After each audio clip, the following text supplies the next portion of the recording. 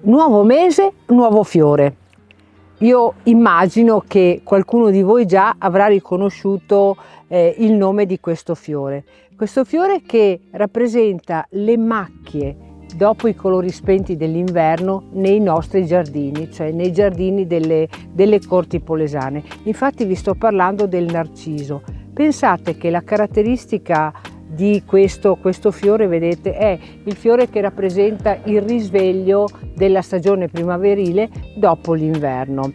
Si racconta che c'era un bellissimo ragazzo innamorato di se stesso che era seduto di fronte ad un corso d'acqua, talmente innamorato della propria immagine, della propria bellezza, che è morto guardando la sua immagine riflessa nell'acqua, e in quel punto si racconta che sia nata questa bellissima pianta.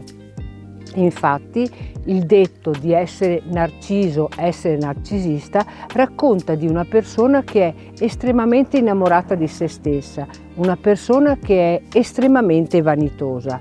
Pensate infatti che se noi osserviamo questo fiore che è reclinato, è il fiore che appunto richiama la figura di quel ragazzo che è morto osservando se stesso nel riflesso dell'acqua. E voi questa cosa la conoscevate?